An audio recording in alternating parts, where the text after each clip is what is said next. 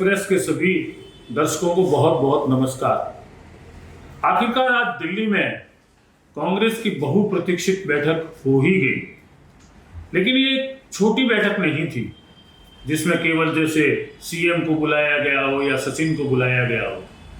कांग्रेस ने इस बार अपने 29 नेताओं को बुलाया। ये 29 नेता अलग अलग क्षेत्रों के थे, अलग अलग जातियों के थे और बैठक में शामिल हुए कांग्रेस अध्यक्ष मल्लिकार्जुन खड़गे, कांग्रेस नेता राहुल गांधी और केसी वेणुगोपाल। इनके अलावा राजस्थान प्रभारी रंधावा और उनके तीनों सह प्रभारी भी इस बैठक में शामिल थे। जो लोग शामिल हुए उनके सामने सचिन पायलट और अशोक गहलोत के विवाद को लेकर किसी तरह की कोई बात नहीं हुई, न कोई संगठन की नियुक्तियों को लेकर बात हुई, न कोई चुनाव की समितियों को लेकर बात हुई। केवल और केवल मात्र राहुल गांधी और खड़गे ने सारे नेताओं से ये जाना कि कांग्रेस चुनाव कैसे जीत सकती है। कई नेताओं ने इस बैठक में जैसे ही बोलना शुरू किया कि सरकार ने बहुत अच्छी योजनाएं दी है, तो राहुल ने उनको टोक दिया। उन्होंने कहा उस पर बात नहीं करनी है, आप तो ये बताइए कि हमारी सरकार राजस्थान में रिपीट कैसे हो सकती है, क्योंकि राजस्थान में तो अरसे से ये परंपरा चल रही है कि 5 साल कांग्रेस, फिर 5 साल बीजेपी, फिर 5 साल कांग्रेस।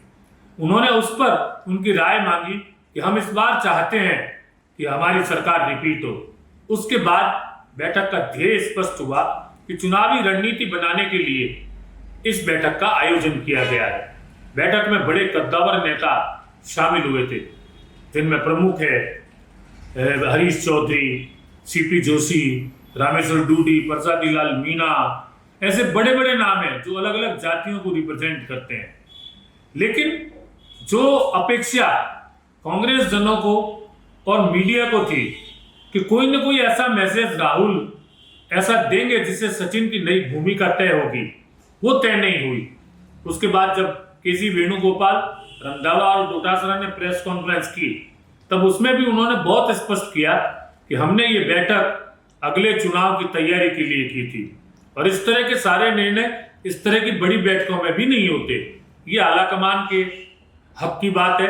आलाकमान जो चाहे वो निर्णय करेगा और उसे सारे लोग मानेंगे।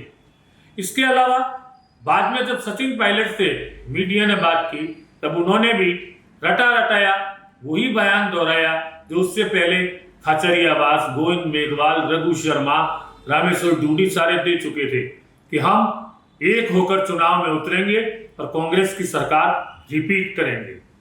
लेकिन अंदर खाने ये चर्चा है कि कहीं ना कहीं राहुल गांधी सचिन को लेकर कोई निर्णय कर चुके हैं, क्योंकि मीटिंग में उनकी बॉडी लैंग्वेज सचिन की ऐसी थी जिससे लगता था कि कुछ न कुछ उनको देने की बात हुई है।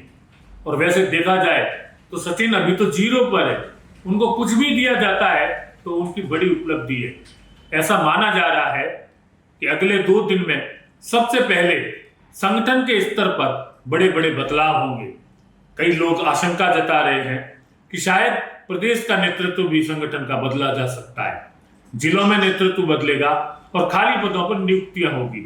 लेकिन सचिन का क्या होगा, ये एक प्रश्न राहुल गांधी ने अब भी जिंदा छोड़ा हुआ है और उस पर वो खुद ही घोषणा करके कोई निर्णय करेंगे।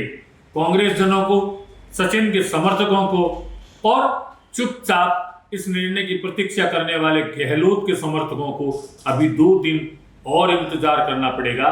लेकिन इस बैठक ने एक मैसेज दे दिया कि कांग्रेस अगला चुनाव मिलकर लड़ेगी, बिना कोई टूट के, बिना कोई असंतोष के और बिना कोई गुटबाजी के। भीतर क्या तय हुआ उसे बाहर आने में कुछ समय और लगेगा।